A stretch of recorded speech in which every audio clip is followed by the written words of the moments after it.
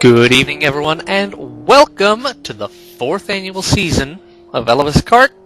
We are beginning the season today from Aston North, Aston 7. This was one of the tracks in the original season. We've run here once or twice before.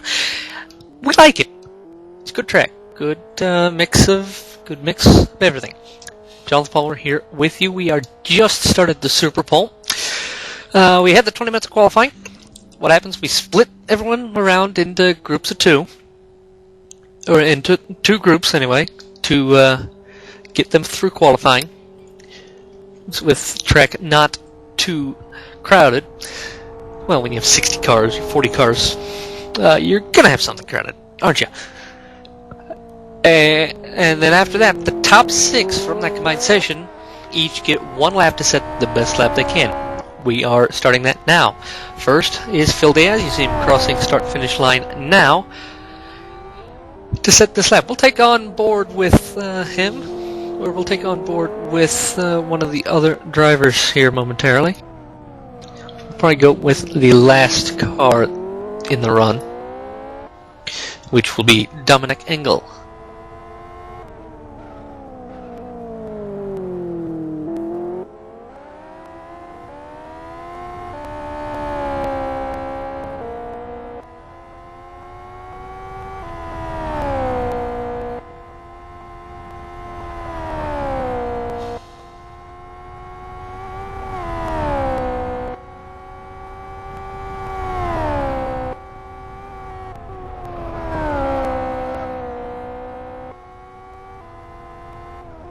So Phil heading around now to the north straightaway on this course. He will be the first one to set a lap.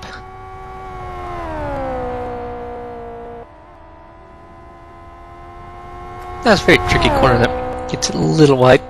Minute 10.11 his first split.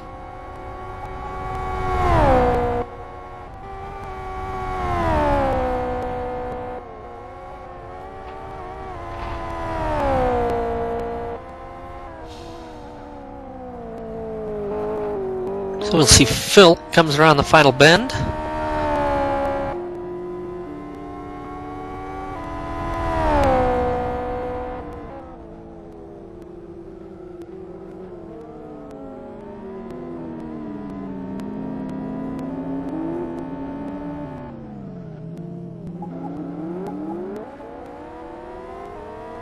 So Phil sets a 1:38.99. Yanni Tormaluk coming around the... This is the Dipper. It's like Eau Rouge downhill. It's like the corkscrew at Laguna Seca. We'll call it the Dipper. So here's Tormaluk. He was 5th fastest in qualifying. We'll see what he sets now. He'll set a 1:38.25. That sends him to the top. Here's Passi Giovanni. He's on his flyer.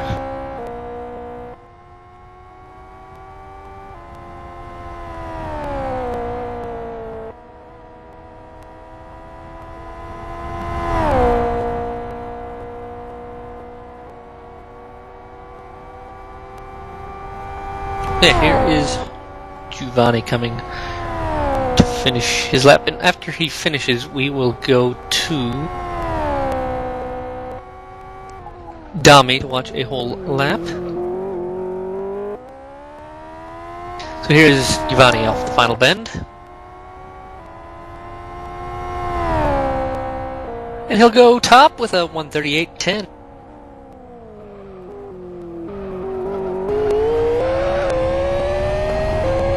So here we are, on board Dami Engel for a lap of Aston North. Down the front straightaway, about 250 kph, down hard on the brakes, about 60 meters, 75 meters, and with turn 1 hairpin left. Flat out, short straightaway, hard on the brakes again, right-hander hairpin, turn 2 then. You know, on the left, that curve, it does elevate you a bit, so you have to watch that out. You can get loose there, but short straightaway. The tightest turn on the track, I would say, turn 3, that hairpin. That curve can catch certain flippy happy cars out like UFR's XR. Don't think we'll see any of that now through the sweepers. 4, 5, 6, 7, and 8 through here. Gotta watch out on that exit, is very tricky. The grass is very close, up to 250 plus kph. Very fast. Clip the curb on the left. Barely left off. You hardly even need a brake. Dummy gets a little wide. Long 180 degree left-hander all the way through. Not much curb on the exit to help you there. You gotta tuck it right in. Well onto the grass creek here. Fast left. Stay flat if you can. He does stay flat. Gets a little on the grass. Won't hurt him that much. Now down the back straightaway, longest straight of track. You'll get up to 265 kilometers an hour here. Fast right-left combo off the gas, just a little bit down a gear now. The dipper, and Dami clips the tires, but makes it fairly well. We'll see what time he sets now. The final turn has a dip right there, and you hit the tires, and that can unsettle you if you try to get on the gas too early or try and take the grass through there. And that is a lap of Aston North. Dami sets a 1:38.48, and that's good enough for 5th on the grid.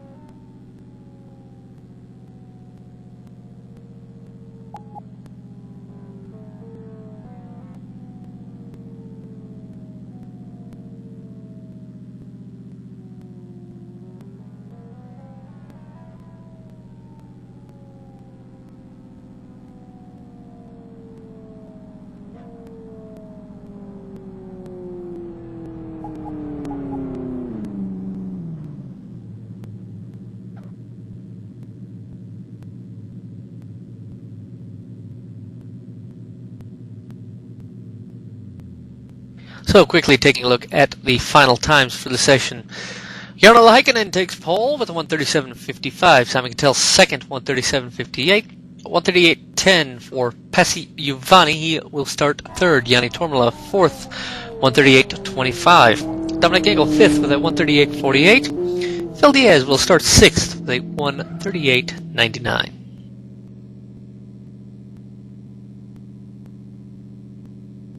So he didn't manage to qualify for the race.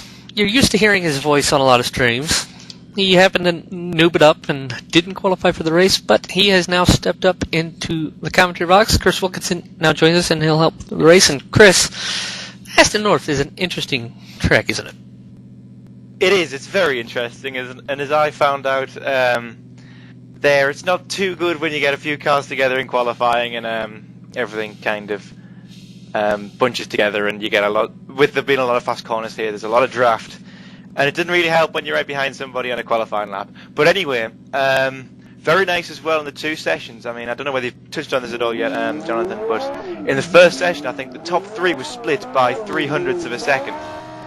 And I mean, this track is just, between these drivers, there's nothing here. Absolutely nothing. It's fantastic. Yep, absolutely. So, quick look through the rest of the grid for today's race. So we have the top six Superpole. Robin Heiderman from Genuine Racing starting 9th. Timo Levin in 10th. Lado Glusevich 11th. Corey Green 12th. Terzic 13th. Seb Hutchinson 14th. As Piaozu for Sonic Realms Racing 15th. Marcelo Neva 16th. Benkio 17th. Chris Ford 18th. Jack Sidgwick 19th. Mark Lopez for Sonic Realms Racing 20th. Kike Piroppo for Core Racing 21st. Roland Osa 22nd. Sonic Realms Racing Samsa Javansu 23rd. Friskops 24th. Wentjarvi for Drunk Team 25th. Christian Kistner for Core Racing 26th. Claudius Kasunas 27th. Martin Capel 28th. Actually, I'm going to be a little far behind, so yeah. Capel will be 26th. The timing and scoring system having a couple people ahead where they shouldn't have been due to issues.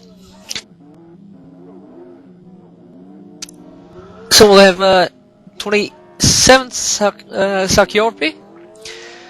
29th, Ian Laperote. Or 29th, excuse me, is Ian Laperote. Roland Campars, 29th. And 30th, Stephen Martin. So, Chris, LFSCART, this is one of the biggest seasons we've had for it. This series has gotten immensely popular. This is the 4th season. I think everyone's going to be impressed with the number of people we've got. It isn't to see drivers being ousted in qualifying because they're not quick enough, such as myself. It's absolutely fantastic for the series to see, because it means, we've got over 30 drivers, and I think there was as many as 60 today, wasn't there? 30 a session? There were the possibility of 40 per session. We only had about 45 take part. Well, there we are. So it looks like we'll be getting ready to start the grid now. Go on. Well, 45 for a 30 car grid is a very, very good showing, and hopefully the numbers will stay up as well as the quality throughout the year. Yeah, hopefully.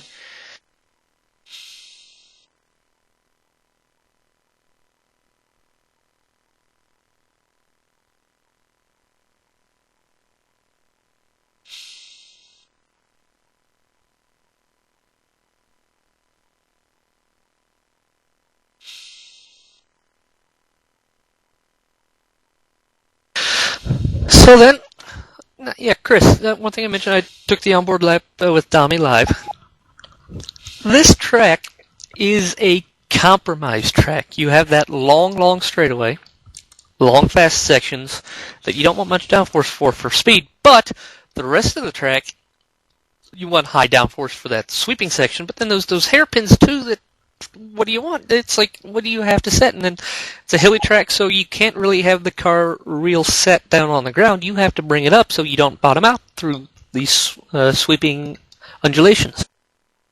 Yes, it's a very, very difficult track to set up. You've got a lot of dips in the road, which has definitely affected a lot of people with bottoming out. A lot of people are bottoming out through a few corners, which has caused a few problems with regards to a little bit of contact where you don't expect it running side by side, and the car just doesn't want to turn when it bottoms out, and you may see some problems from that, especially in those sweeping bends in the middle of the track.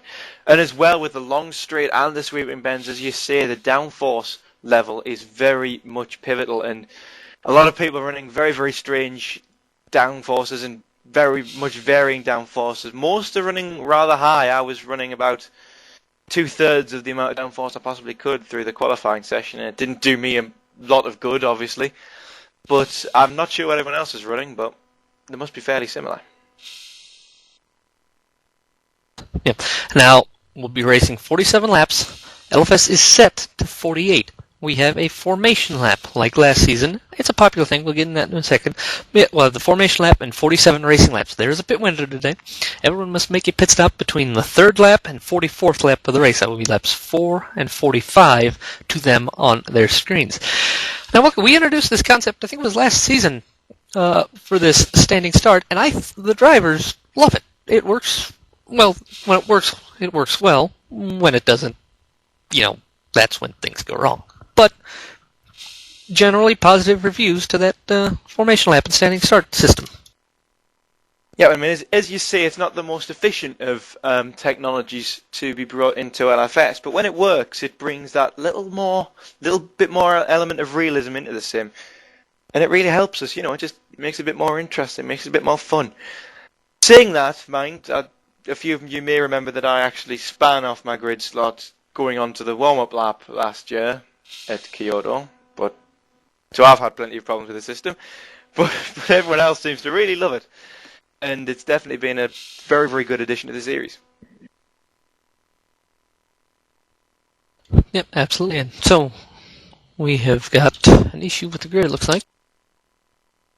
I'll have to add someone to the grid, and that will totally inconvenience everything. Yep, there's those minor reliability issues we were talking about. Yeah, it's all manually input and kind of screws things up every once in a while, doesn't it?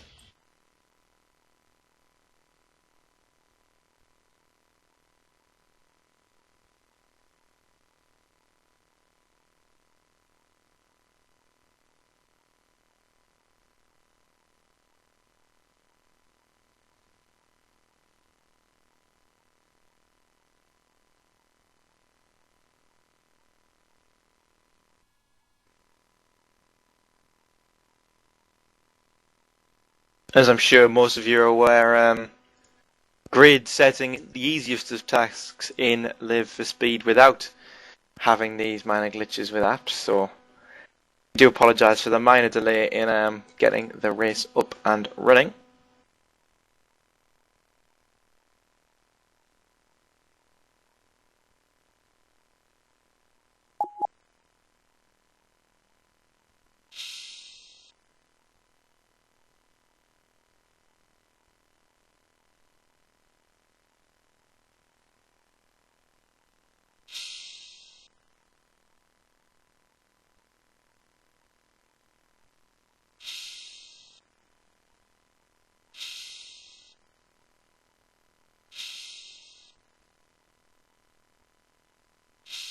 So yeah, again, yeah, it takes a while to get these things. It's first race of the season. You know, when I'm the one who has to run this app.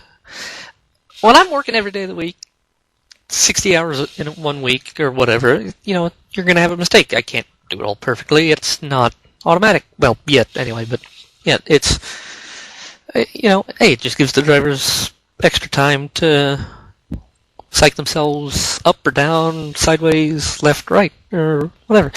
Now, Wilco, turn 1 here. It's going to be a bit chaotic, isn't it? Yes. Yes, it really is. Very, very tight turn 1, that hairpin. After quite a short straight as well. So during the race, it won't pose too much of an issue, if not a very good overtaking spot coming out of a slow corner into another slow corner after a decent amount of straight. But on that first corner, you've got 30 single-seater racing cars flying into that very, very tight 180-degree hairpin, and in the likes of ITCC with much slower speeds and much contact-happier cars, we still see carnage in that corner. So I would expect some little bit of bumping and a little bit of shoving on lap 1. Also of note as well, on the first lap, with the high downforce corners in the middle of the lap, starting from about turn 4, 5, 6, around that area, you really have to get all your overtaking sorted for the first lap through those first few hairpins, because later on in the lap there's very, very few opportunities in which you don't have severe understeer due to the aerodynamic loss from the slipstream of the car in front of you. Yeah, absolutely. The overtaking spot is going to be those first few turns 1 through 3, going into those hairpins, turns 1 and 3 mostly. I don't really see anything in turn 2. I don't think that's a long enough run to really get anything. But yeah, definitely into turn 1, definitely into turn 3. I would think we'll get some good slipstream passes down the long back straight. But really, in the sweeping section, that will be nigh on impossible to get a safe overtake there, anyway.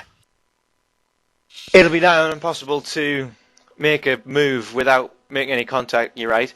And also, however, it is very much possible and very likely that you'll see a lot of mistakes being made through those sections and a lot of opportunistic moves being made, sometimes squeezing through the smallest of gaps. Really exciting overtaking can happen through there when mistakes are made. Also, turn 2, you say it's not really an overtaking spot. I would reconsider that, because you come out of turn 1, you get somebody down your inside, you can very easily cut back down the inside into turn 2 and make a bit of a shock overtake. So it may be a spot to look at as well for the very late divers and the very latest of late breakers. Yep, and one thing we'll have to keep in mind, in that sweeper section there is plenty of short curbs. You don't have much room to go wide. If you go wide, those speeds, those walls are incredibly close. You will have a shunt. Yes, you will, and it'll be a big shunt as well, because in my personal experience, brakes don't really slow you down very much on grass. And there's not even much of that anymore here at Aston, so not much runoff at all. A lot of chance to do your car and yourself some serious harm here. It seems as though everybody has now finally got the grid sorted, so we'll be ready to go for our warm-up lap very, very shortly, Jonnathan. Yep, absolutely. That's one thing people say about Aston, it's almost too tilkified. It's almost too clinical. But in this part, this configuration, the north section is more or less the opposite of that, I'd say. Yep, I would agree, definitely.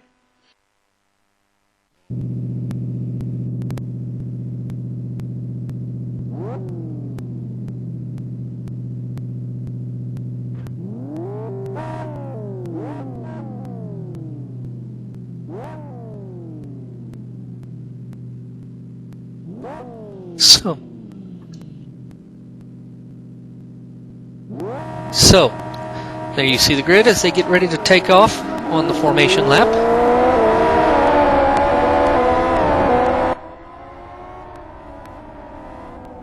And they do, and you see them head it round into turn number 1. Yep, the hiking and the man on the pole, as we have said before, and he gets to set the pace throughout this period of the green flag lap. No overtaking done at all. No particular speed limit set, but as I'm sure you've seen in most racing categories, tyre warming really does have to be done. This car especially included, because it's an absolute horror on cold tyres, and you'll be taking this time to put some heat through those. See him there, full lock going around the bends, trying to put as much weight on the front tyres as he can, get them up to operating temperature. For sure. Now, one thing I mentioned, in the promotional post for this broadcast, this car is nothing short of a beast. No driver aids, none of that. The only aid you have is a pit lane speed limiter. This is a driver's car. It is, and let's be all honest, it's absolutely mental.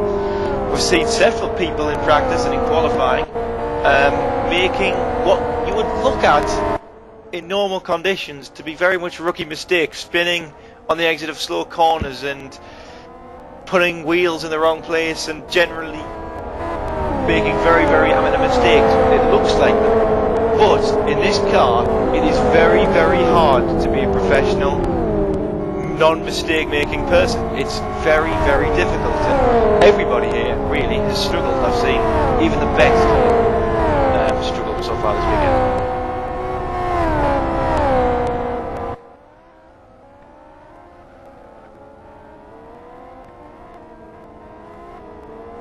So, into the final corner now, you see everyone coming back to the grid. And we'll go ahead and set you on this nice camera so you can see most of the grid. The actual LFS camera, or the actual camera position we have for that part of the track, only shows really the first car or so.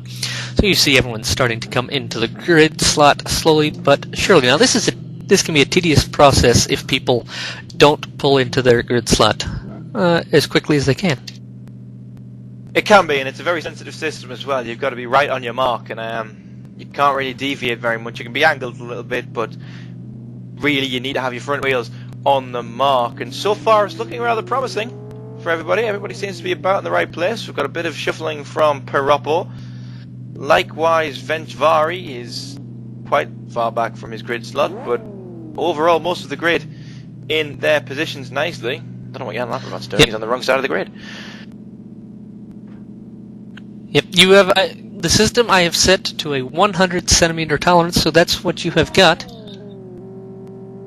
And it looks like Friskops has gotten a bit lost. Oh, Friskops and Venchvari have swapped themselves.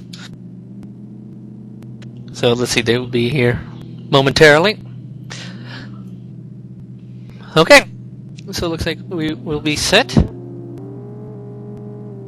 Does everybody seemingly on their grid slot? We've got a 5-second warning. So here we go, watch for the lights. All red, all red. Watch for them to go, and we are go! Lights have gone green, and we're off. And Cattell gets a brilliant start, getting around Heikkinen on the way into turn 1. Watching for any bit of schmuzzling at the back. We look clean through so far. Oh, there's a bit of a frang. Fantastic though, everybody getting around the first corner without having a wreck. We've got Marcelo Neva in the smallest gravel trap in the world on the exit. Oh, there's another one. Morelandoza in Angle has been spun, and now that is going to be a big one. At least there's a couple people off. Someone's off. Would help if I didn't watch from straight around so I could actually see. Hutchinson, Viscops both off. Hutchinson, our reigning champion, now down in 29th and 30th. So he's got all the work to do. We've got one of the Stunning Rams racing cars as well off, one of their new Spaniard drivers. Pirocco with a chat message, that will give him a drive-through penalty, sorry. And also off note we had Venchvari, the 22 car. He was not positioned correctly on the grid, or he jumped the start, so he will get a stop-go penalty. Actually, I think technically that will need to be converted to a drive-through. Probably yes. Also of note is that Joni Tormala is now up to second place. He's got past the Heikkinen, but here comes the Heikkinen on the draft now on the back straight, down the inside into the chicane, and he makes the move. Tormala with the draft, struggling to get the car turned in there, and here comes Giovanni on the outside through the chicane, side by side. Giovanni hasn't got it. When Giovanni has spun it. Crawls his way back on the track, but he's down to 9th place now. All the work for him to do there, the concept racing man. Sedgwick and Ventvari going side by side as well, coming into turn 1. Heigerman looking to find the opportunity as well. Sedgwick will take the move, take the place, seemingly. Yep, and Ventvari now on the back foot between him and Heigerman.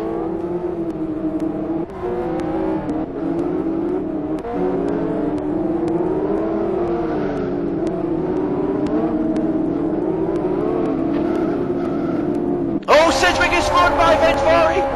Bit of a tap on the exit of the very, very tight turn 3 hairpin, and Sedgwick falls down to 15th behind Lopez. He's going side by side with Gasiunas, who we've seen as one of the most entertaining races in previous years. Ventvari's penalty is cleared, obviously deemed. Oh, it's been changed, sorry, into a drive-through penalty.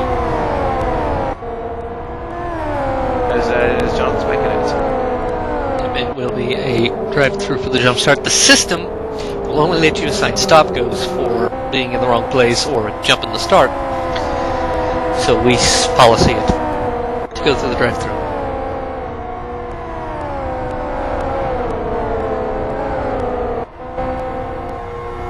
Lopez!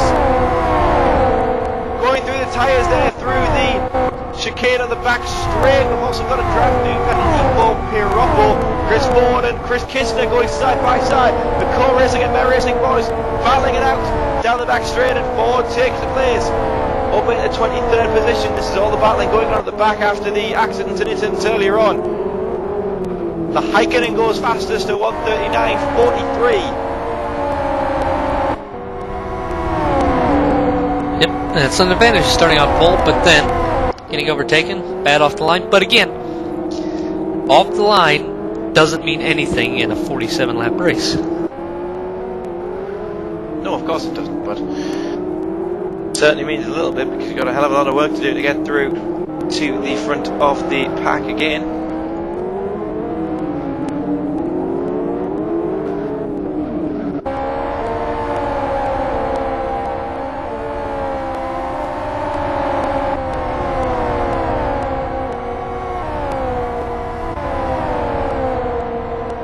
So, race order after about 3 racing laps. Simon Cattell has lead over Jarno Heikkinen.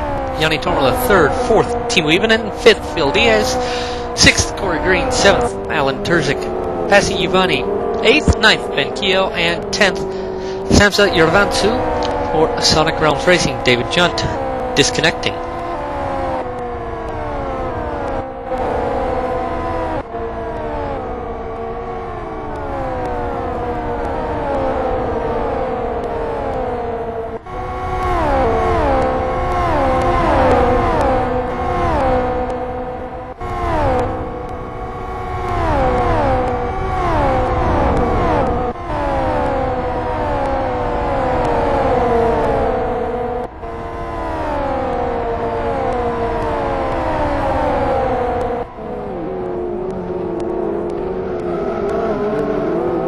course, now we have to remind that we had the test race at this track a couple weeks ago, and Simon had the lead for most of the race.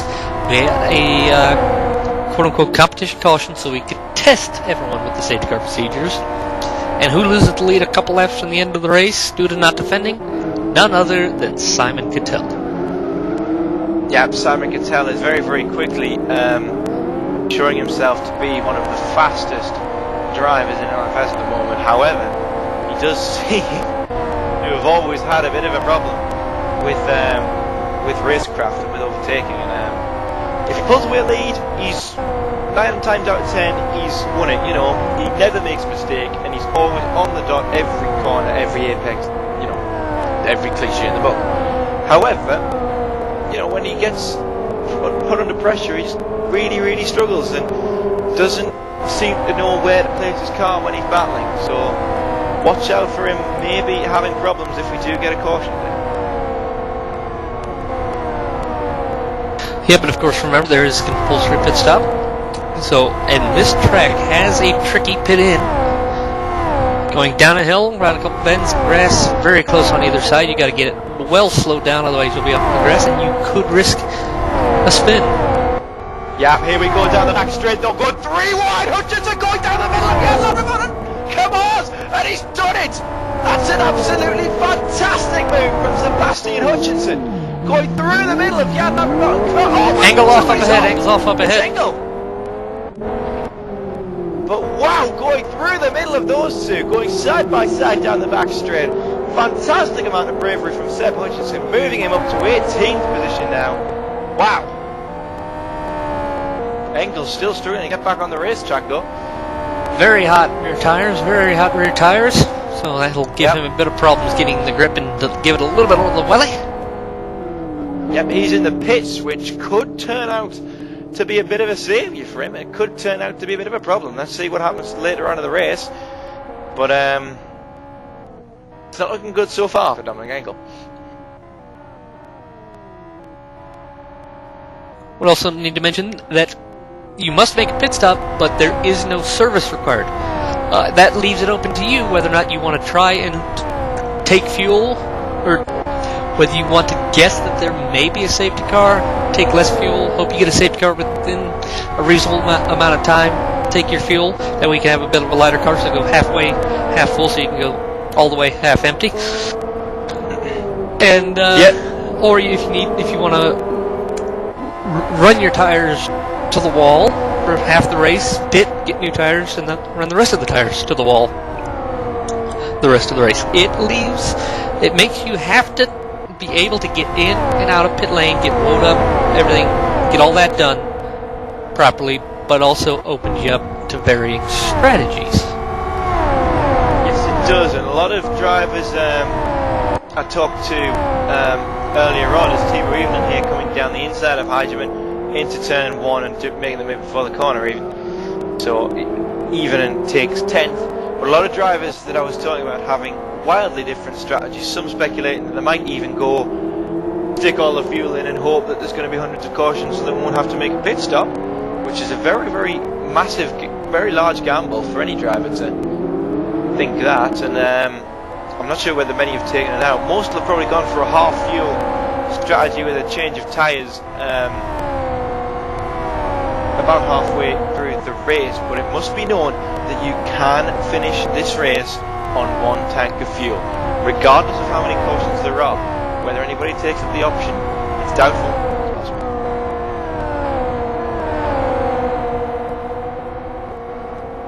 Gasunas now tearing up Heidemann here for 11th place. Yep, also we need to remind everyone there is a 2-hour time limit to the race. If we don't have any safety cars, that really won't matter, because laps here about 90 seconds, 90 to 100 seconds, and 47 of them, we go green, and we get done in about an hour and 20, right? But yeah, so, and Gasunas, not going to have enough of a slipstream, I don't think, to get him before the turns. He may try on a lunge here. Nope, he'll back off and stay behind and try another day. Yep, he looked good to be able to try and make a move coming out of this corner here, out of the final corner, but he got a bit of dirt on his tyres through the downhill rouge chicane, won't be able to pull it off this time, but he really does have to start thinking about getting through here, because this won't be helping his race one bit. We've got battling up ahead between Eve. Yep, just up ahead, even in a Urbanso. Yeah, so battles will come and go throughout this race as Jonnathan gets through, and the slow Giovanni up ahead after a spin, I would infer, out of turn number 2 through turn 3, and even gets ahead of Jonnathan, and will try to track down Giovanni. Christian Kistner spits up for Core Racing.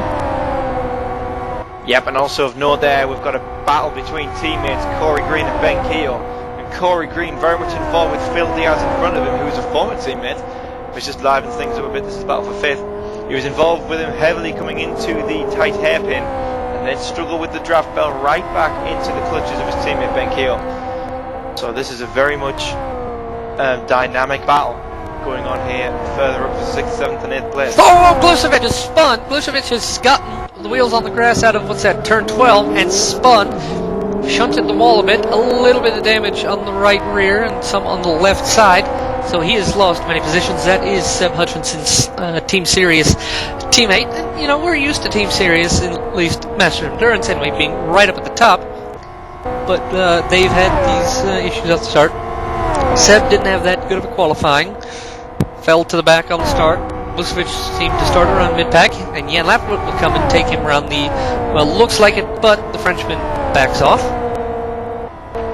So Lado keeps position 18th. Severe bottoming out through the dipper, but that's going to be one corner. If you got the car as high up as it can go, you will scrape the ground with the underside of the car.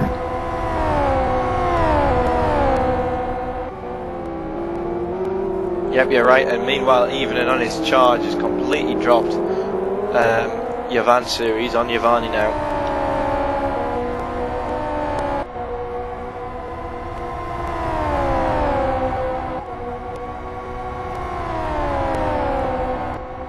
Marcelo Neve causing a yellow flag in second. Well, that's only because he's entering the pit lane, so our system will throw us up yellow flag messages when people come into the pit lane, because it would cause one on the track, but nothing done in that regard.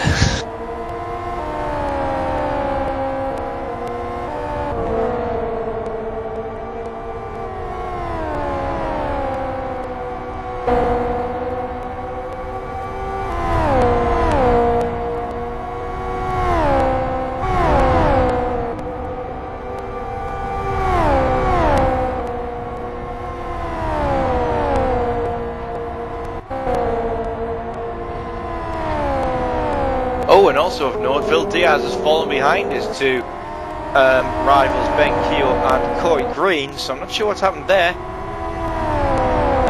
Phil on the back foot down in 7th place now. Oh, Ford! Chris Ford, wow! Amazingly well held from him, getting sideways coming down Eau Rouge, and somehow managing to hold it on the grass, so well done to Chris there. I don't think he even lost position, so even getting past Giovanni as well, and Gassiunas and Heigeman still battling it out for 11th. Gassiunas a little close into turn 3, but not actually close enough. He closed up, a bit under braking, because that's how things roll here. But yeah, and again, you can't be too close through here, because otherwise you'll understeer straight off into the Armco. I've been getting very close to the grass, and Gassiunas has to back off to avoid getting too close. You want all the downforce you can get through that left-right combo there. That is when you need to take very fast. Yep, Gassiunas there through the fast corners. Whoa, we've got a spinner though, we've got a spinner! Who is it? It's Osa. I think contact was involved with Campers there, but interesting to note, Gassiunas there. Gassiunas has a slipstream. Oh yes. Yeah, had a slipstream, but not far enough. It has to slow right down at that understeer arrow push, as it would be in, say, NASCAR, IndyCar. Absolutely killed his run there. He had a good one, but not enough to get alongside safely. Oh, and Hydra gets very loose out of the final turn. Giovanni Into the lane. pits. Giovanni, yeah. And here goes Gasunas down to the inside. Heisman defends, but goes to the right side. Gasunas has it, but runs it wide.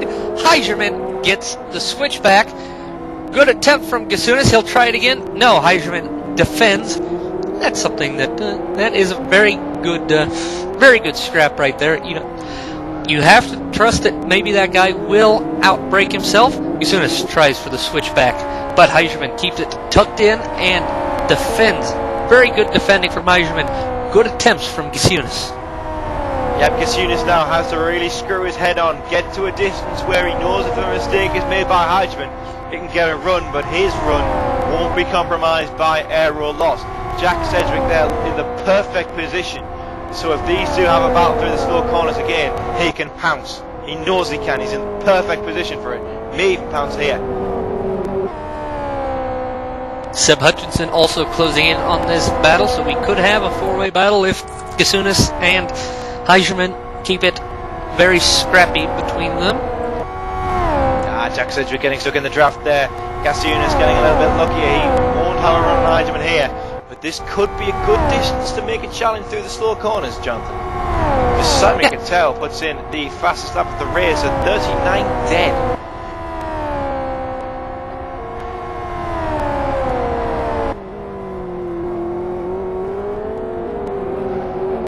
A little late on the brakes, takes a shallow apex, short one. Gasunas tries to close it a little bit. It's about, and just behind Seb Hutchinson goes around the inside. In the gravel trap, it's Piroppo. Piroppo is in the gravel trap, not moving. He's not actually in the gravel, he's on the grass, touching the wall. It doesn't seem like he's even going to move. This could be a pop-up scenario as we have a timeout from Azpiazu.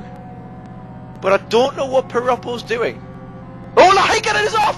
Lahaikanen! Second place man is off! In the sweeping sections, Joni Tomala may be able to pounce here, coming down into historic bend, as I called it, even though it's not actually a historic bend in the way we know it. But we've got Piroppo in a slightly dangerous position there. He's out of the way, but it's directly in the place where somebody could pile into him. He's going to go a lap down. I really don't understand what's happening here. Yeah, I'm looking. His view is none. He is not at his car. He may have accidentally hit tab or something. I'm not sure. And his engine has stalled.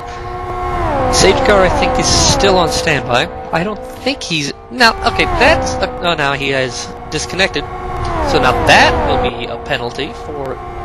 Now remember, you cannot tell a pit from on the track in this series, or really any other NDR series where there's a safety car. Here comes Gasunas down the inside of the final corner, but he can't make the car stop, weaving around and braking. And here Hutchinson takes Sedgwick gets a big drift on the exit of the final corner, but here comes Hutchinson down the inside of Gasunas. Can he make the move stick? It looks likely. On the brakes, hard as he can, and he makes the move stick on the apex. Great double take from Sebastian Hutchinson. Now can he capitalise and take on Heisman before the fast corners, and before he gets boxed in between these two against the generic racing guy? He spins, and he gets out the gravel trap, but Heisman there, the big loser, under pressure from Hutchinson, and he spins. These last few lines of commentary, but brought to you by our very own John Hindhaugh impersonator. Oh, well, I'm tired after that. Oh, he worked too much. Oh, not enough.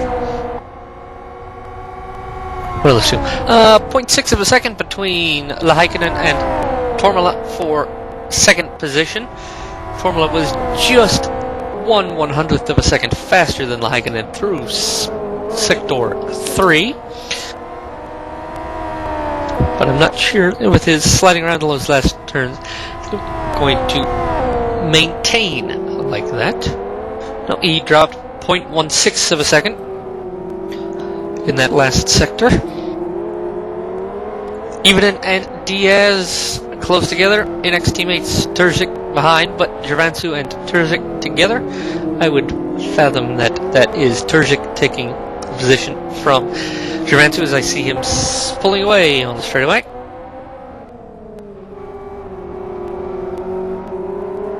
Yep, could have been a compromised O80 move, but Terzic did seem to be higher.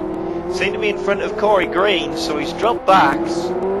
So I think, did we see Terzic with a problem? I can't remember it happening, so we just have to wait and see. Hutchinson up in the 10th place after his charge through the field, looking racy behind Samsa Jovansu. In a quest to try and cover everyone in the field, was a little close just the first few corners between Yardavi and let's see, this is going to be a tough one. Prix. Apologies for buggering that up, but yeah, carrying on. They are through the sweepers now. They were a little close to the first hairpins, but I think this one has spread out a bit. But I'm sure they would appreciate having their names mentioned on stream, no matter if they were pronounced right or wrong, I'm sure. They certainly would, and here is Krishna and Engel battling a lap down. No, they're not a lap down yet, but oh yes they are, they're a lap down. Here comes Engel down the inside at turn 1. Krishna turns in, a bit of contact, but Dominic Engel seems to have made the move. They've got Lahaikanen, who's just set the fastest lap of the race at 1:38.78 behind them here. Ready to try and get through. The blue flag's being waved, but this battle going on quite hard. It's backed off now, so Lahaikanen will be able to get past Kistner, but Tomala will not, so this is definitely interfering with the battle for second place here, Jonnathan. I'm sure Joni Tomala will not be best pleased with that from Kistner. Well, Kistner lets him through fairly early. But yeah, then now this is going to be something that everyone has to watch for. Getting into a long run. It is a fairly long track, but looking at it, everyone's kind of sectioned off. Like it's not spread out. There's a lot of people still fairly close together, relatively. So lapping is going to be tricky. You're going to have to hope that you catch them in a better place than the guy you're battling with.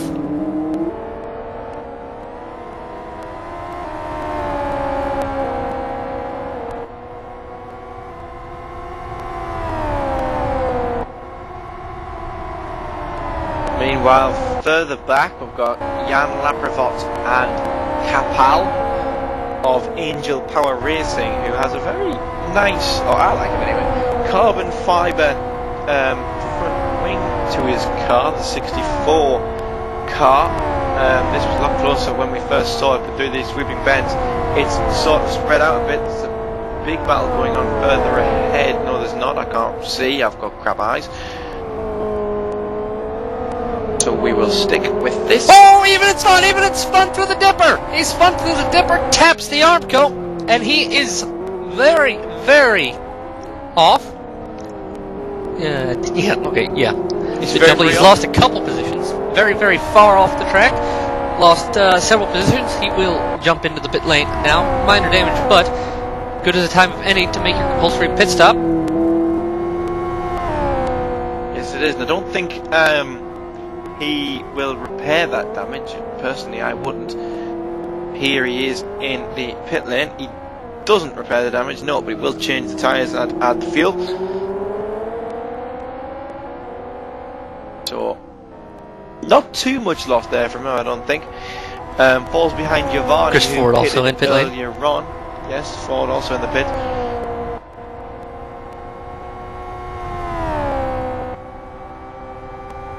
One thing to mention, everyone on R3 tires all around.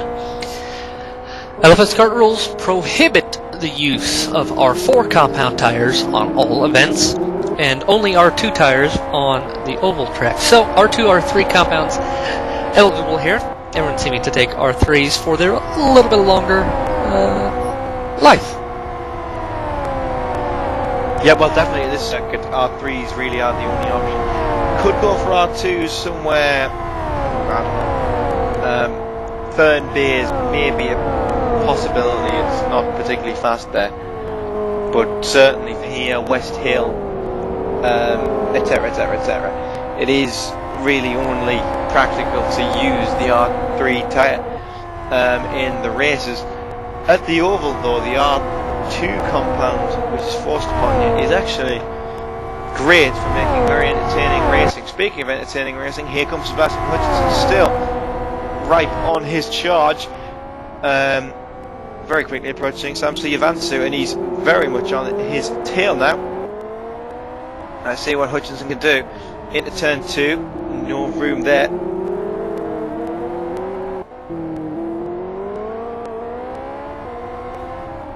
Oh, very, very late on the brakes there. Will outbrake himself. Can Yavansu come back at him? Yes, he can. A bit of contact. The wheel contact there on the rear quarters. Now Yavansu will have the overlap of this king. And then the overlap of next. Hutchinson going to look down the inside. No, he's not. Very clever. Oh, Jonnathan! Backwards right into the middle of the track. And that is Gasunas. Oh my, that was close. Well, I'm never. That was heart in your mouth moment there from Samsa Yavansu. After that, just dropped a wheel on the grass under a little bit too much pressure and succumbed. And it was a big spin. Managed to recover it nicely, getting back forward. I don't think he was really paying much attention in his mirrors to the very forward off at turn 2. Oh, Prix. That's a silly place to go off. Incidentally, we should mention that everyone who finishes gets points. Labravot to the wall! Out. Massive! That was a very, very strange incident for Labravot there as well. He dropped a wheel coming on the exit, not much curb at all on the exit. And the car just turned around, but I don't know whether Labravot kept his foot in because there was smoke pouring out the rear tyres, and well, I don't know. He seemed to accelerate himself into the wall. Strange. Well, could that be in the hopes that he can just keep it going and get it back going straight away without having to stop? That, try and power slide or whatever your way around it. Yep, definitely a possibility. Meanwhile, Terzic is fresh. Well, he's not fresh out of the pit, but he's come out of the pit, making a bit of contact with Stephen Martin there. Nose to tail out of the final corner. Not going to be able to make a move due to that contact now, though. This is the battle for 20th and 19th position.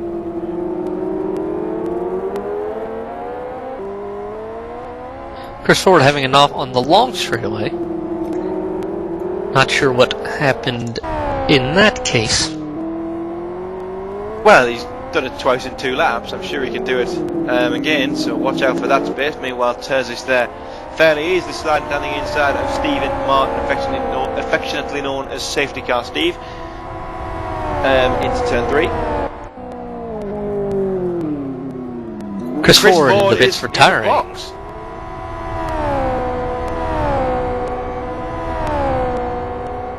Whether that's a wheel, computer, whatever problem, or whether it's just frustration kicking in there for Chris Ford, but he's out of the car and he's finished. Yavansu under pressure from Sedgwick, who surprisingly is on all 4 wheels. Wow. It's kind of hard to flip this car at this track, surely? I think you're underestimating the power of Jack Sedgwick there, Jonnathan. Well, it takes actual effort here. I still think you're underestimating the power of Jack Sedgwick, Jonnathan. Right. Okay. Back to Chris Ford. I remember him being the last couple of weeks. He got a new computer recently, and he's. I'm hearing, and yeah, we did actually have Sedgwick flip during the test race during one of the sessions.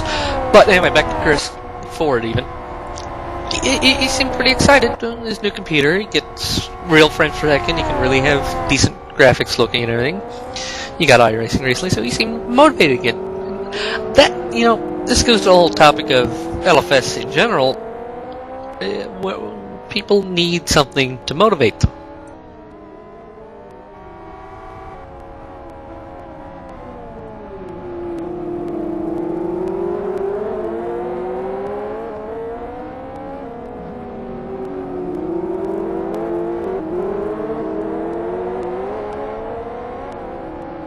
Now, of course, one thing that should be mentioned. Fresh cops! Fresh cops! Fresh cops! Nearly half spinning into Lopez there, as Lopez went for the move. Sorry, Jonathan. I just saw Frisco spearing into the side of Lopez and thought, what's going on here? So please do go on. Where was I? I forget.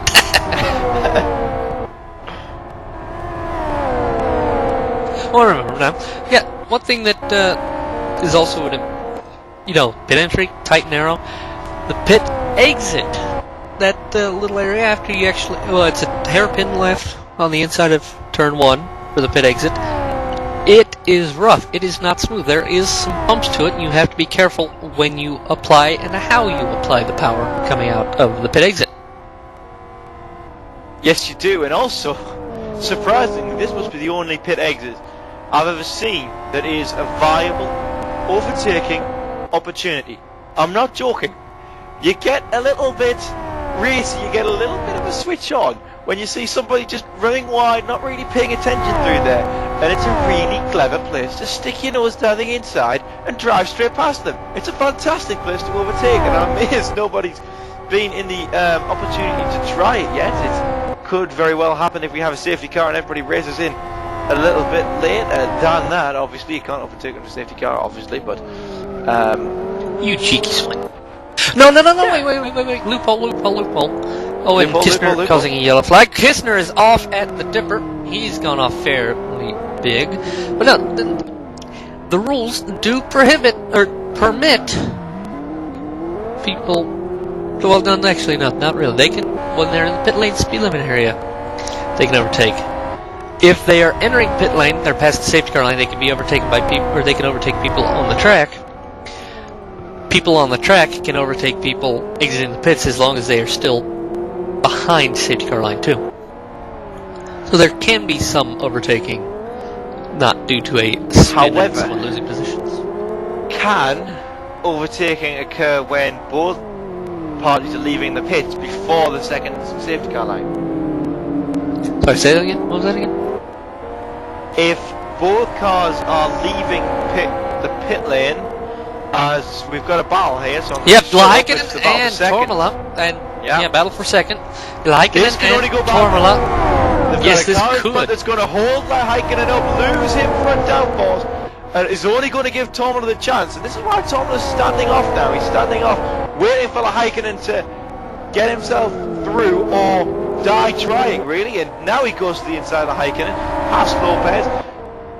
Not being held up, Tormala, he'll be able to scoot back, or he should be able to scoot back down the inside here, but it doesn't look too likely. He's now going for the dive. Oh, he goes to the inside. He does get it. He'll get around fairly efficiently. Gets a little squirrely on the exit. Close stuff here. Friscop's a lap down. Lopez a lap down, but they're around the both of them, so assuming they keep things in control and don't lose control and go plowing straight on. Kistner, a big off again into the dipper. Oh wow, twice keeps it out of the gravel, but he is stuck in He could drive into the gravel if he's not careful here. Yeah, this is a tricky one. Into the oh god. He's moving a little bit. He's cranked it. This could be a safe car standby moment. It's in a very, very dangerous position actually. A lot of cars come scooting over this gravel trap, and this could be a safety car. He's trying to wheel it out. Michael Booth is ready to come out if he's needed. It looks like he probably will be. This is the first safety car period. Safety car out indeed. Just as Kistner, the spectator as well, not doing his duty for the side. He could have even continued, but there we are. He obviously didn't want to. I'm sure a penalty will probably be levied against him for that, but here comes Cattell. Now Cattell has to be careful. He comes onto pit road. Dives into the pits, yep. So Cattell will probably lose out to Giovanni. Giovanni is in a good position here, Jonathan. Laikinen in, Tormala in. See, next to come by will be Corey Green and Ben Q. I'm sure they will take the advantage of the safety car period to make their compulsory pit stops. I'm sure all of them will. Everyone who hasn't pitted yet, this is a perfect chance. Why not do it now? Especially when you're not particularly going to be overtaken, because there's some big gaps between parties still. The only person I can see not pitting is Giovanni, who has the perfect opportunity to gain some spots here. This early pit stop strategy could have worked for him. Yep, Simon Cattell retains lead.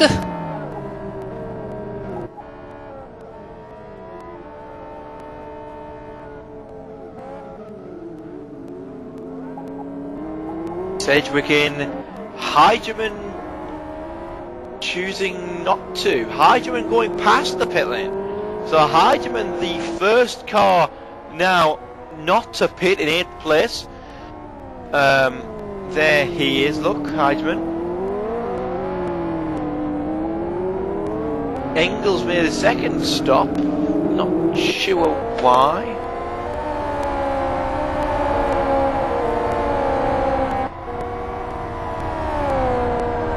So we'll have Chris Ford come into the box with us here in a little bit. Yeah, looks like we got some refueling. Capel refueling front tires. Chris Ford joins us now, and we'll get on to the race you had in a bit, Chris. But yeah, safety car came out just before the guys spectated, but I think this will give a lot of people a good chance to catch back up, catch their breath.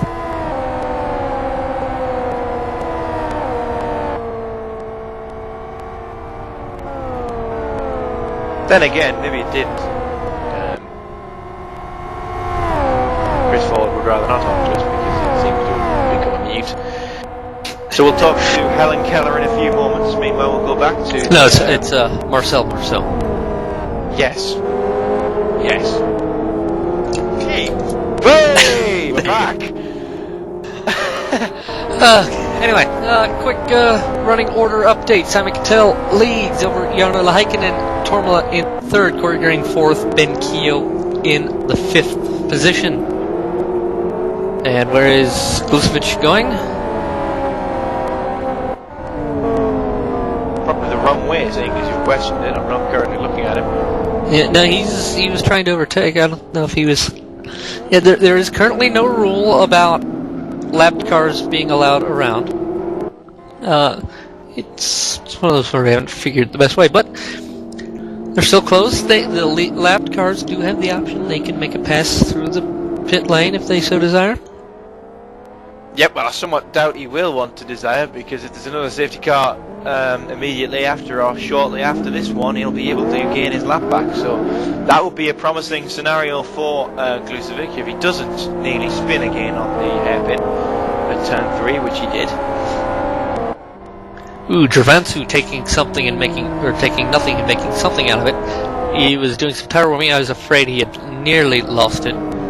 But, no, he kept it all together. And I think we may be able to get back at it here at the end of this lap, don't you, Chris? Chris? I'm just actually dragged into the commentary box. I don't know what's happening. Who dragged you? No, you dragged yourself in there. Yes, thank you for pointing that out. What a wondrous race this has been. Well, I think it's probably better than mine, Chris, seeing as you managed to start it. Yes, no thanks to people sitting on the apex of Eau Rouge. Yes, that was my problem as well. That was my problem as well. The same person twice. Well, it was my teammates. I had oh, Glucevic has driven off. He's driven straight off.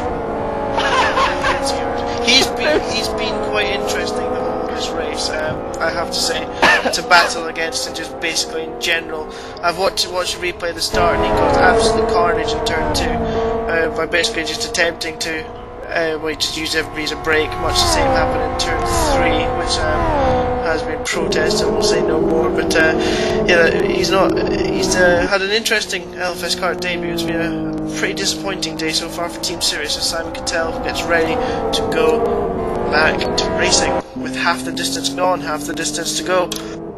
Thank you, Murray. So, yep, Simon can go anytime he wants as long as he doesn't overtake the safety car before it crosses the first safety car line, which it has done. Simon is on it, and we are back underway. And Tormala tries to get a run, and he has to go around the outside as Lahaikinen takes a very, very defensive move. They make a bit of argy-bargy. Hutchinson as well, trying to go around the outside. Nearly getting squeezed under the grass. We've got even getting sideways as well, further behind. But it's a good restart from Simon Cattell, and here comes Yoni Tormiller again, coming in at turn 3. Can he hear the move stick? Engel has retired. Engel retiring, and Tormiller makes the move down the inside of the Heikkinen.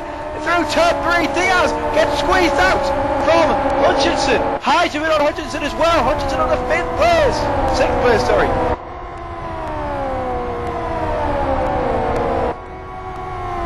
Yep, all action here on this restart. Corey Green closing in on Lycan, and Giovanni causing a yellow flag. He has had an off through turn number 7. He will be down very near the bottom. Now, of course, everyone needs to remember they have colder tires. It's hard to keep them warm under safety car. No matter what the safety car is, no matter how fast it's going, it is hard to keep it warm.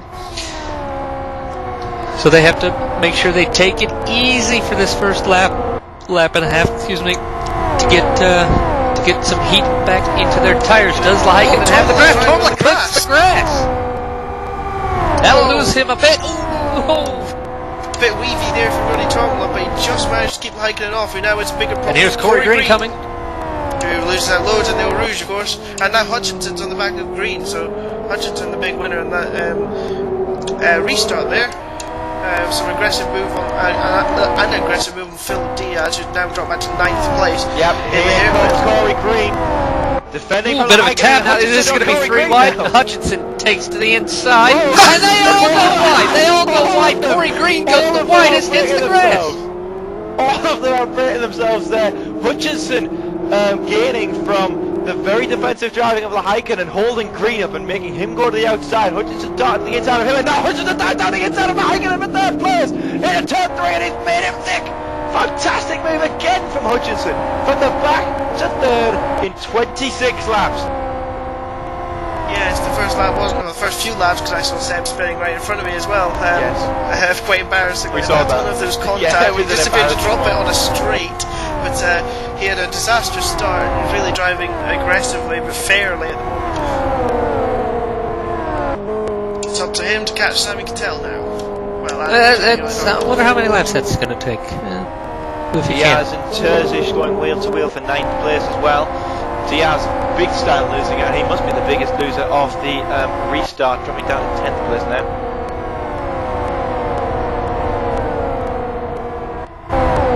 Giovanni off, coming on to the north straight away. He is the second last car running. Yeah, the train. Lopez. Lopez has a big off. But luckily he's back in the field. Friskov's going side by side through the fast chicane. Oh, we've got a red! We've got a spinner on the exit of the fast chicane. Diaz, it's Phil. Phil Diaz is off. The veteran. The Live for Speed veteran is the one packing up the field in 19th place with some heavy right rear damage now. I wonder if he hit another car, hit one of the tires. He'll be into the pits to fix that. I'm sure that is not good damage. I'm going to guess that he had an issue with the draft there, because I think that the position he was sort of in sort of indicates that at the bottom of the hill. Terzic going to the outside of Ventvari through turn 3, not going to work, and turn 3 seems to be one of the biggest overtaking spots so far today. Not many making it work around the outside, maybe 1 or 2 so far in the race, but it is Giovanni retires.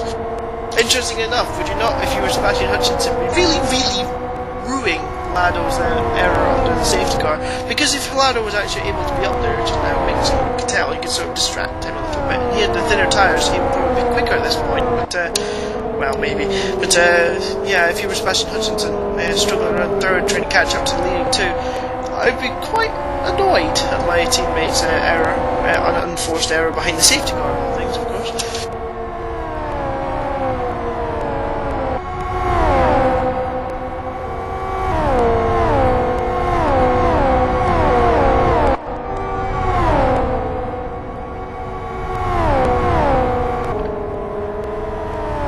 Stretching out really in the top 10 or so.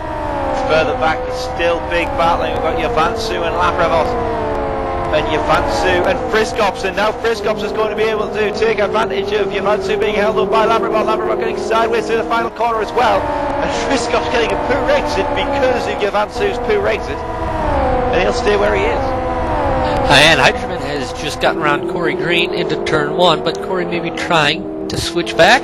So a scrap here for the 6th position. Yeah, if you can get a good exit out of turn 2, you can always get a overtaking move stuck through turn 3, but he's never going to get it done there. Very poor exit from Green, getting on the curb in the middle of the corner, and that just makes it awful for you. Absolutely awful. Terzic getting sideways behind Benvari there, out of turn 3 as well. Yeah, we were just saying earlier today, Chris Ford, about the very high number of rookie mistakes being made overall this weekend, even by some of the best drivers in the series.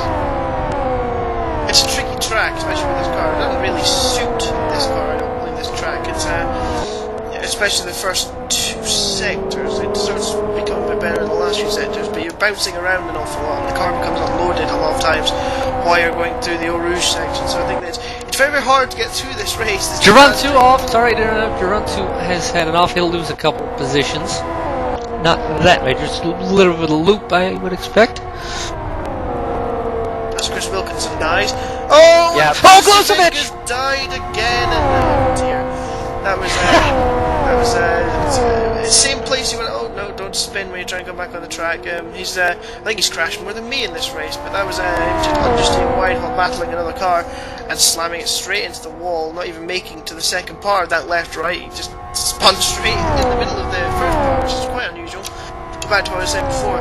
It's very, very hard to make it around this demanding track without making an error on the 48 laps. At the moment we've got Simon Cattell out in front, sort of cruising a little bit at the moment, but I'm sure that something might happen to him at some point in this race. Yeah, meanwhile Keogh and Gasiunas battling, as well as Friskops and Labravot back around 10th place spot, jostling around for position in that region of the track. And I've gone really high at the end of my sentence.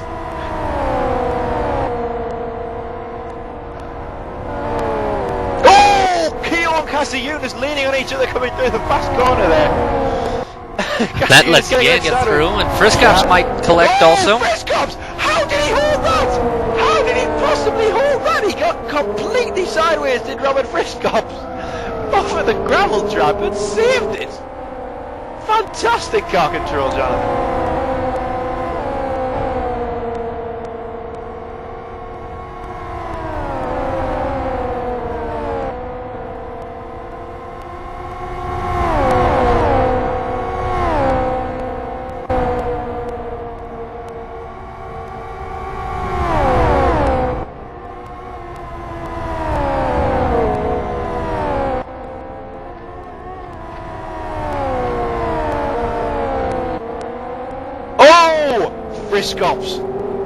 Friskops very, very hard into the wall there. Yeah, his left rear is pointing the other way now. Oh, yes it is. And I don't know whether anybody else has noticed this as well, may I just ask, but a lot more damage being apparent in this patch than in previous patches. Or that's a figment of your imagination. Well, I think it's a fix. I don't think there's much difference in the damage, Chris. It just seems that whenever you hit something, you get damage, and you never used to. I don't know whether it's just me coming back to this after a long time and not realising how much damage you get in this open wheel car, but still, I think it may be that, yeah. Yeah, alright. On to more sensible things, though. Yeah, more sensible things. Mr. Dominic Engel has requested an interview with us, and yeah, we'll oblige him. And yeah, Dommy, he has retired early, so he can get some milk early. So yeah, Dommy, well, what happened? Basically, a lot better than I expected when I hit the fast lap overall time, which is 1 second, and it all started going wrong from the third sector in the second onwards when I got too nervous and completely failed every single corner. Race start was kind of okay until I think Seb spun after turn 2 quickly, and I went in the wall and lost like 5 places. And after that I spun in the damage the chicane, so yeah, overall it's probably a race to forget. Yep, just keeping tabs on things. Heikkinen staying fairly close onto the tail of Seb Hutchinson. Here, coming with about 18 laps to go. Yep, also of note, can I just mention we've got a three-way battle for 7th place between Corey Green, Matthias Venchivari and Alan Terzic. Core Racing and X Racing and Druk Team. Spot the difference. It's also a very hard thing to overtake because you barely have any straight that's long enough to get the draft and just get past. Yeah, but the other problem as well that we've seen anyway here today is that you get to a point when you're leaving the slow corners where you could make a move, then you get straight into a fast corner and you lose all your front downforce and spear off the road and lose any advantage you had on the drive. Yeah, I'm sure Dom will agree with me. The old Rouge, whenever I got in the draft of a car, you just couldn't keep on the track and turn in. Heikkinen having a bit of problems here. I'm saying that in the back of Sebastian Hutchinson's draft. But you go through that corner and you think it's okay, and then you get to the middle of it, and suddenly it's like a hurricane hits you, and you have to fly off to the other side just to avoid stupidly placed tyres by Eric. But you know, that's Sedgwick! He's off in the chicane! As you were saying, that got stuck in somebody's draft, clouted those fairly silly placed tyres in the chicane before the Eau Rouge chicane and clouts the wall and has damage and some very, very hot rubber. Yeah, at least he hasn't rolled. You have to be repaired. Yeah, you have my hopes up, Wilco, that he had actually rolled. Behind another car, it's basically like you're having a Toro Rosso moment at China. It's like, yeah, basically it's like both your front wheels come off at once and you just can't turn. That's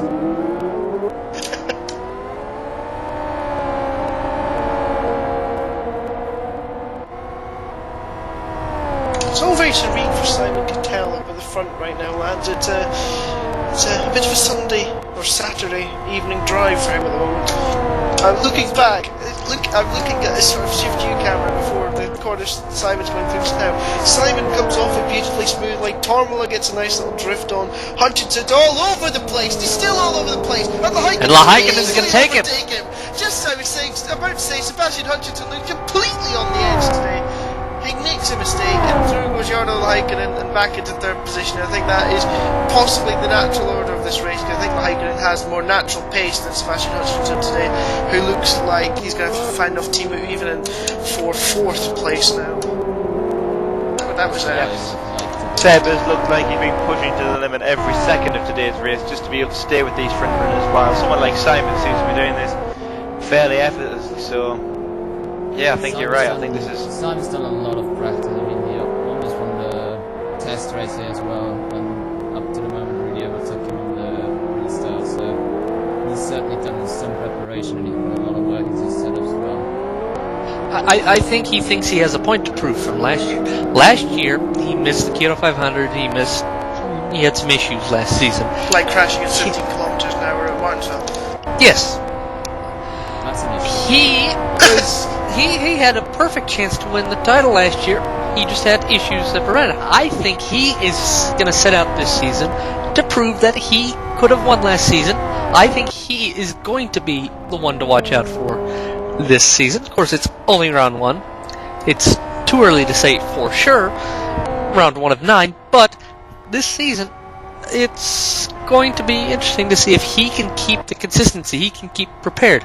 I think that's one thing that, we joke with him all the time about it. He can sometimes be lackluster, he can sometimes do things, he can sometimes be lazy, not put much effort in, but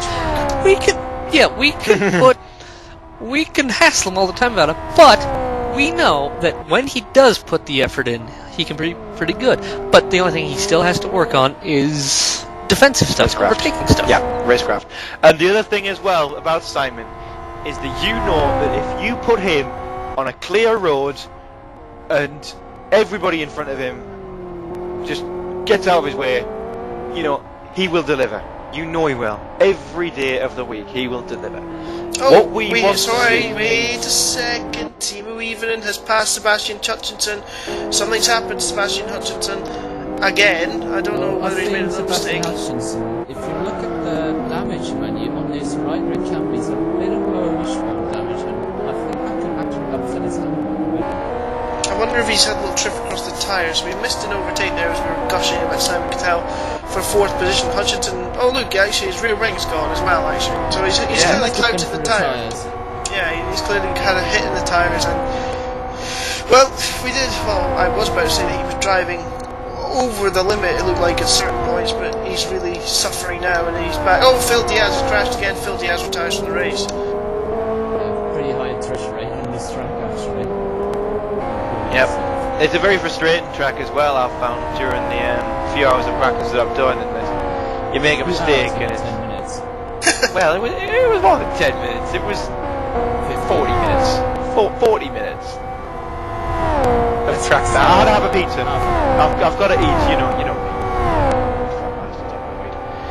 The thing is just about this track, it's very...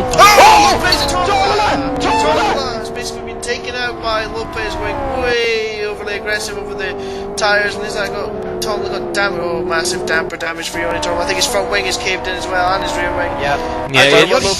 Jonny Tomla's car now looks more like an Indy car than ever. But it's not going to help him. It's really not going to help him. That nose is going to scrape. No, the rear wing. Look at the rear wing. It's been smashed nearly flat. It might as well not have a rear wing. Yes, the rear wing reminds me, I think, of Dennis Lind's real life racing car at the moment. It's kind of ironic given Dennis Lind is a teammate of Jonny Tomlin's for speed, but you know.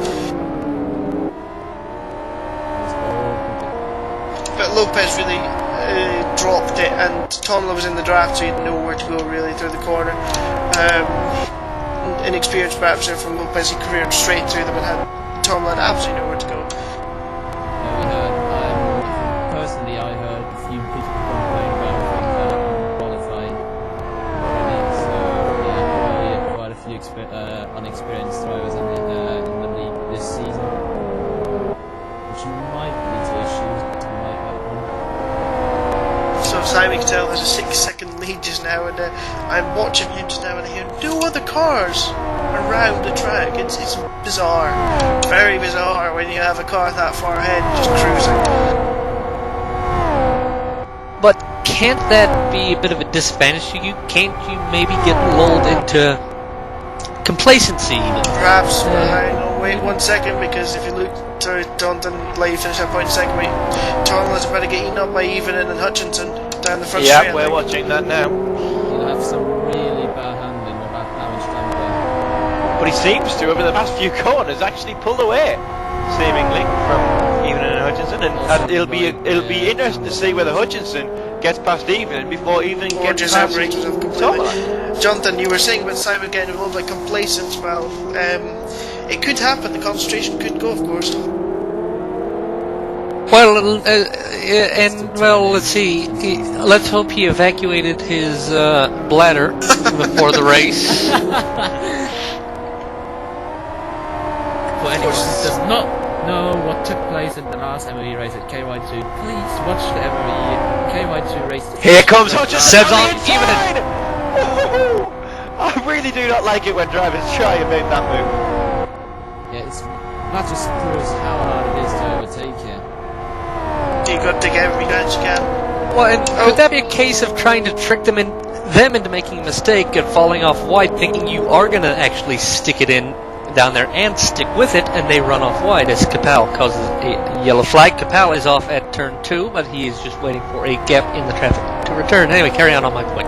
Yes, you're very, very correct, because I think Hutchinson was probably more looking to sort of scare Evening off the track, who is another one with a funny rear wing. All three of the drivers with funny rear wing. Yeah, you're right, you're completely right there, Jonathan. You're looking to scare Timu there more than overtake him, I think, for Seb. But Seb would have taken it, of course, if he had been able to overtake there, but really that would have been the ultimate driving move if he able to overtake there. But he should be able to get past the turn 1 right here now. Yeah, yeah, he will. Yes, he will. On the draft, even it's going to defend the inside line. Side by side, Hutchinson's not going to be able to make it around the outside. He knows that he's going to try and slip back down the inside, get a better exit even, and try it again through turn 3. He goes to the outside through turn 2. This is a good chance for Hutchinson through turn 3 if he gets a good exit. Even if he gets a strong exit though, very strong exit, he's going to hold it, I think. Yes, he will. You just cannot overtake. Oh, Bit of late defense and outbreaks himself, yeah. Yeah, that was sorry. Double front lock there. But no, you've got to think that battling. Oh, No, watch him try this again. Watch him try this again. Watch him try this again. No, he backs off. Yeah, no, that's what he's doing. I think he's going to try and pressure. Far away. I think battling. I think the world of battling is 50% driving skill and 50% mind games, and that is all of his mind games. Trying to wind even up, put him under pressure, make him make a little mistake, make him step wide. That's all he can do right now. Through those corners, that is all he can do. All he can do is pressure him into mistake and make sure that he's in the position to take the position if even does make that mistake. The only place he can force an overtake is through these slow corners coming up the final corner and the first complex.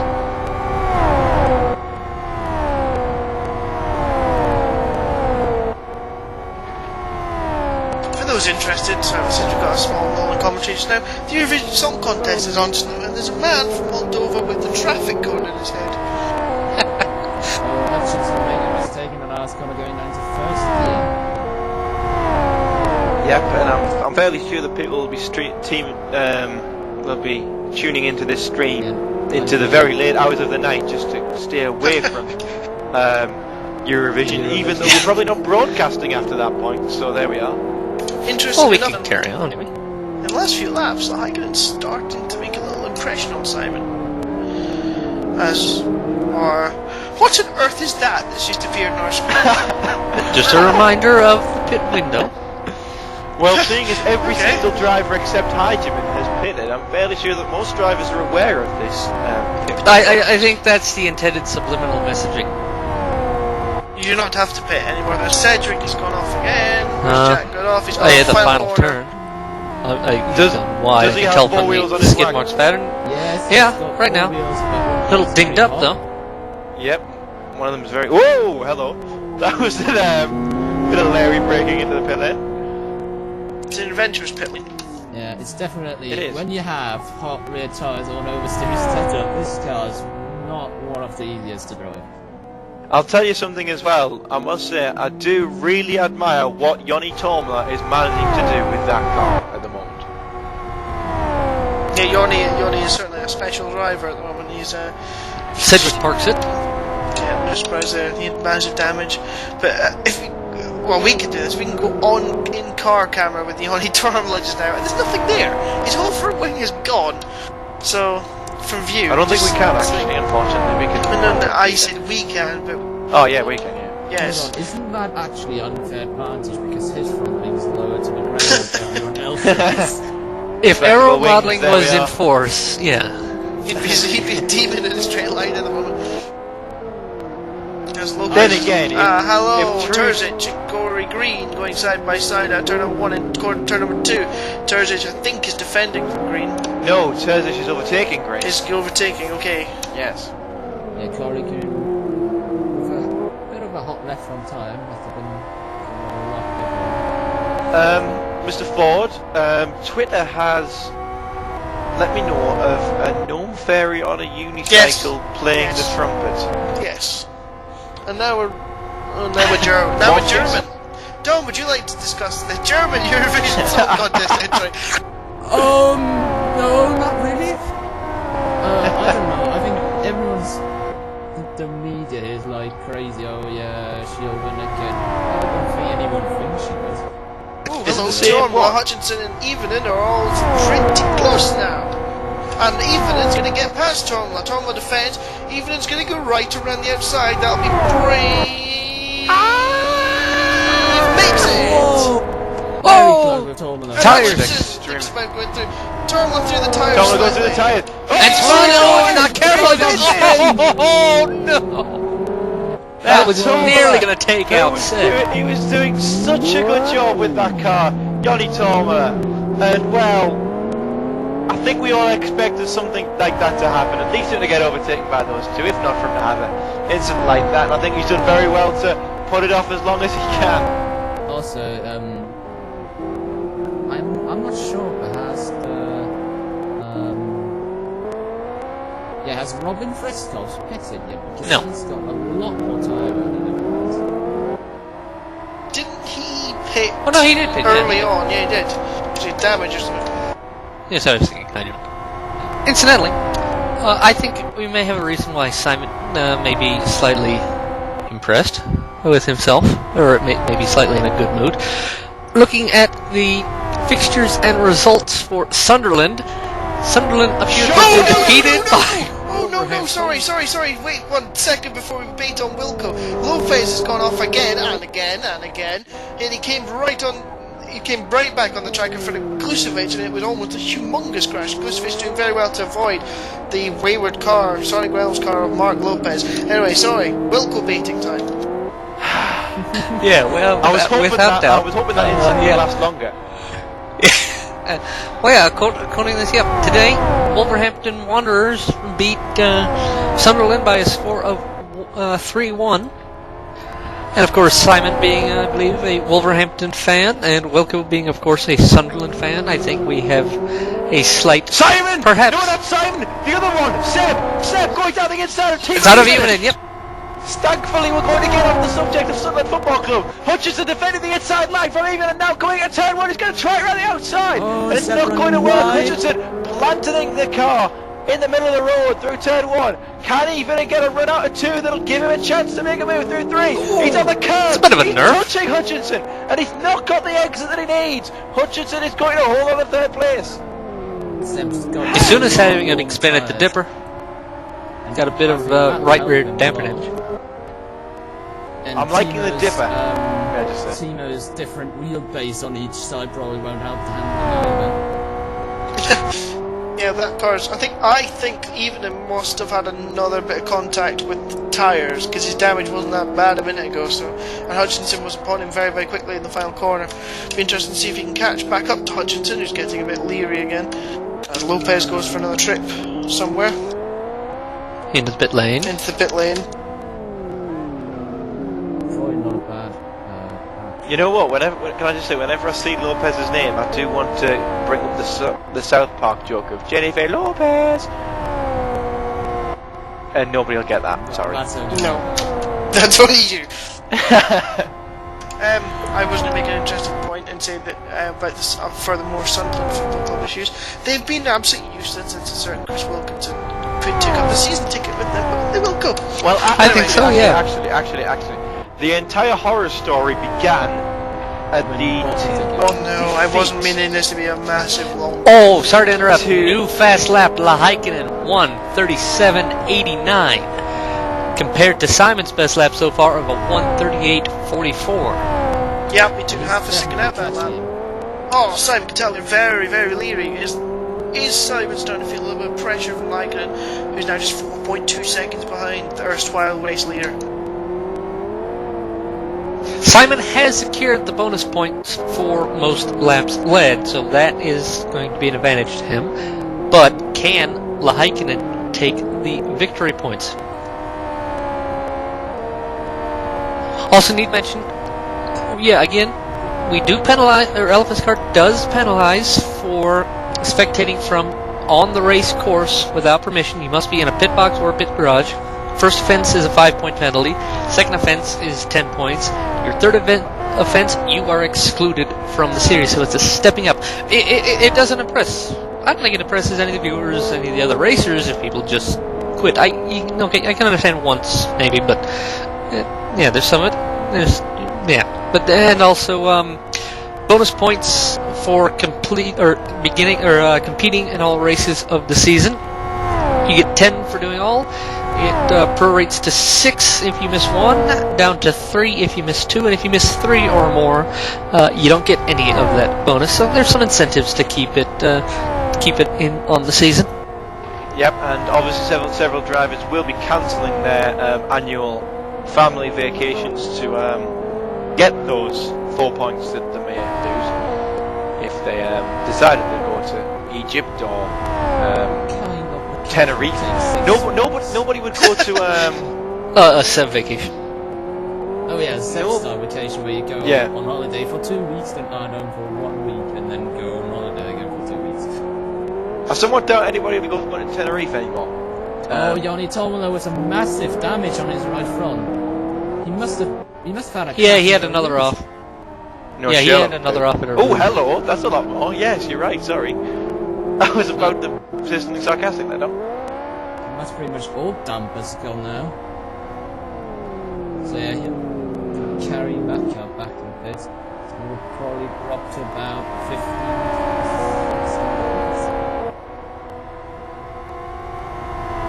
And as Steve Martin crashes in Eau Rouge, just as I was switching to his car. Oh, lots and lots of right side damage. That'll be a pit stop for Martin. At least I had decided on accident. Yes, we both did. That was good fun, wasn't it, Dom? Crashing. Oh yeah. No, I like the torrent. Oh, Tom on the grass. Here comes Keel. Oh, was that little bit spinning again I saw? Yes, indeed it was. Right where these guys are. Oh, God. Oh, Klusevik is off as well. Oh, Klusevik! Hello, that was a wall riding around there. Around that That was corner. a nice excursion. Klusevik must have to pit now. Everybody who can is more than welcome to have a look at his right rear tyre, Klusevik, as that is looking dead. He's not had a happy introduction to F08, has he? No, and neither has Like Lopez really. He's had a bit of a horror first attempt. Tormla does end up hitting. What a sad end to a great run from Jon Tormla. You have to deserve so much more in that car, really. Yeah, a lot of drivers who well they're high up or pretty fast Simon That's Cattell. strange noise involving Simon Cattell. Simon Cattell dropping 2 wheels on the grass, just driving a little bit erratically suddenly, feeling a little bit more of the pressure. Dirt will protect the No, dirt will not protect the tyres. Prost would not do that. Tomlin's down to about 14th position now, an absolute disaster for him. As for many.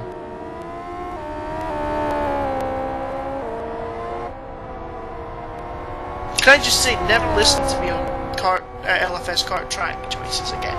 AS7 is a disaster, don't do it ever agree. again. Right.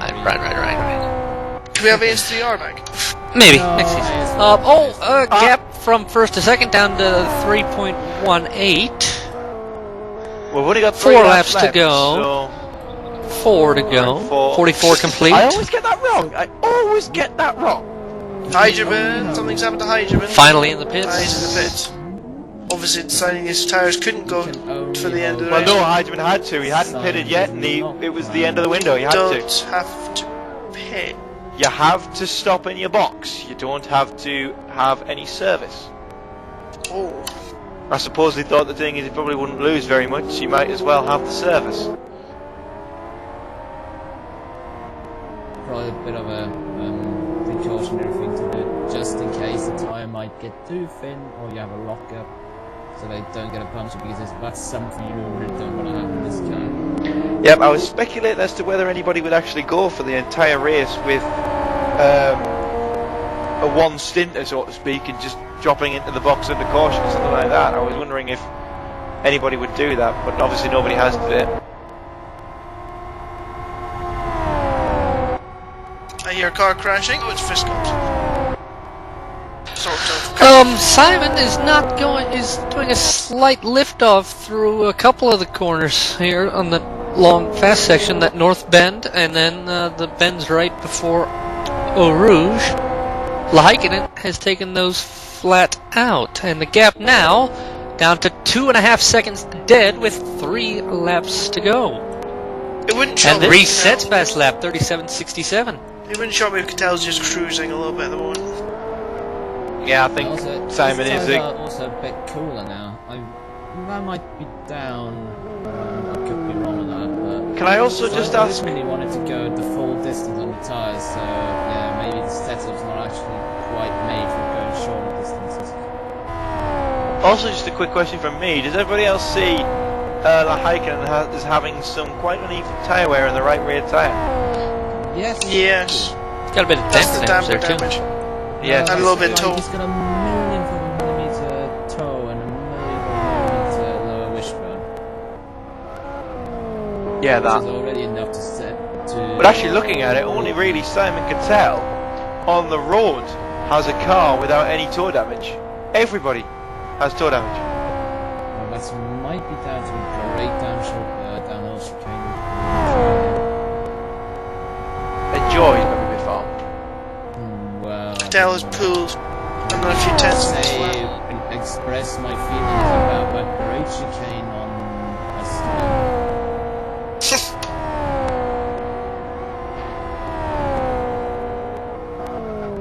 So, Simon Cattell comes out of the final turn, another time to complete the 44th racing lap. 2 laps to go now, lap 45 of 47 in total. Of course, your screen will say there were 48, because we had to have the one for the formation lap.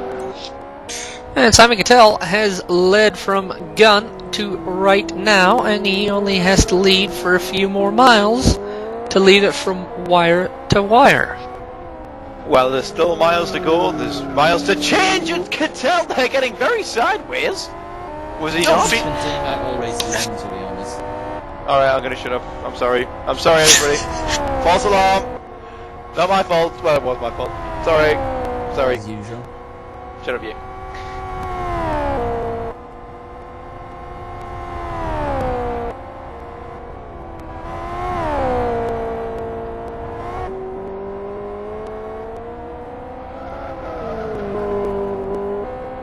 I think Cattell's going fast lap at the moment. I think he's been backing off and saving his tyres a little bit for a final assault.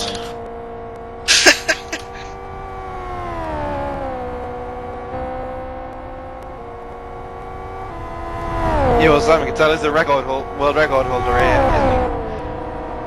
isn't Absolutely. Except last season when he got a before a race, he didn't crash and count 7. Well, he still has time to do that, actually, but I don't think he'll... he? Whoa! That was No, a Simon! No! That was a very Not a violent good idea for go Simon through. Cattell to do that on the second last lap of the race, trying to take over I Yep. think he realised. I think he Final realised lap about signal now halfway for him. through there, didn't he? Yes. I wonder if I continue talking like that, it will happen again. 2.2 seconds, 1 lap to go, 1 minute 30 seconds to go in this race. And it's going to be a bit of a scrappy affair, I think we can describe this. Hopefully the rest of the races this season after, well, Blackwood maybe won't be that unscrappy, but hopefully we'll have some nice smoother races and more finishers than 16, and the high attendance rates continue for LFSCART in the coming season.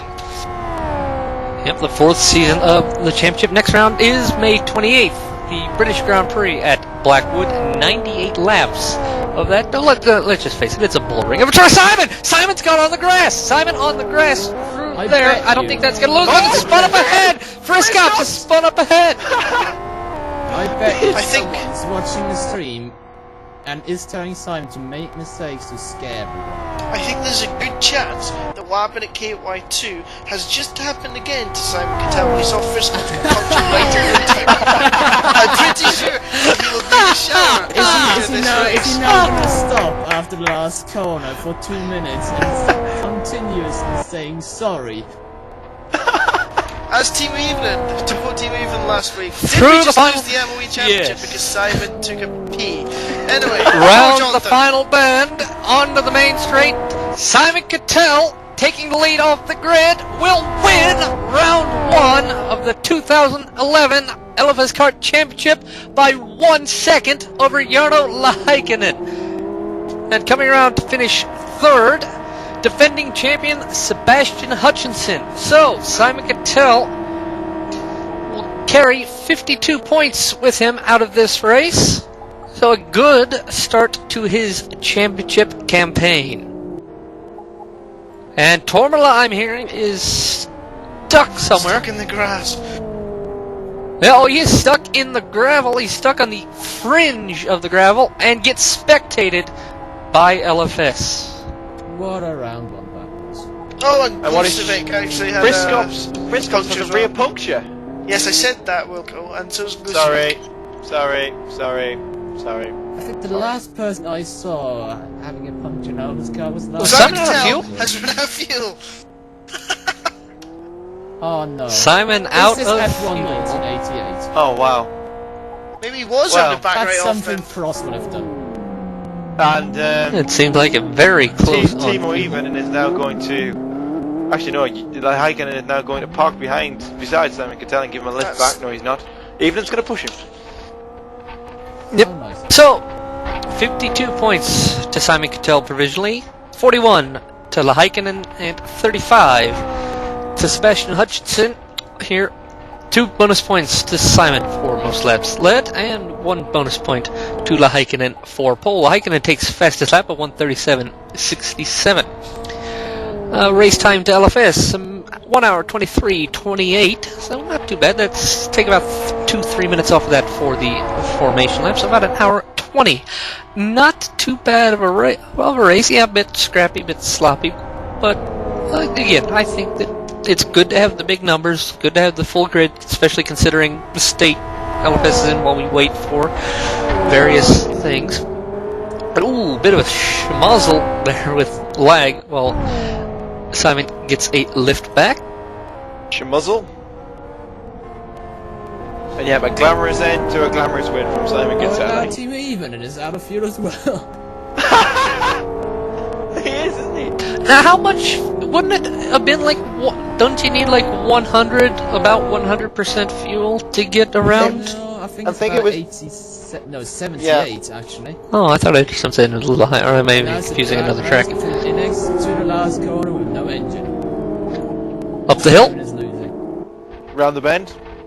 No, not around the bend yet. They gotta take a while. There we go. There we go. Around the Round bend. the bend. So, returning to the start-finish line. So, provisional results.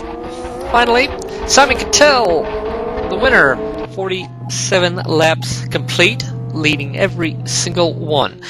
Jarno Heikkinen second, Sebastian Hutchinson third, fourth, Timo Ivinen, Alan Turzik fifth, Corey Green sixth, Robin Heiserman seventh, Ben Keogh eighth, ninth, but Jarlevi, Jan Laproot comes in 10th, Samsa Jurantu 11th, Gladys Kasunas 12th, Kampars 13th, Sakipuri in 14th, Martin Kapal 15th, Robin Friskrups 16th, Stephen Martin 17th, 18th, Lado Glusevich, and Mario Lopez 19th. So 19th finish out of 30 starts, so not bad attrition. But yeah, pretty good race. I think people will get used to the FO8. I think they will realize after this round that this car does take a bit more effort to be solid in it. Wouldn't you agree? Yes. Should also use a setup that actually has rear tyres on it that don't come off in corners. I think this was a tricky start to the season. I'm not entirely sure at the end of the day that AS7 Yeah. was the best track for this car, but that was my bad because I convinced Deco that it was a good idea, and it wasn't. Sorry. That's probably not the worst track for the car, it's just maybe not the right track to start it off.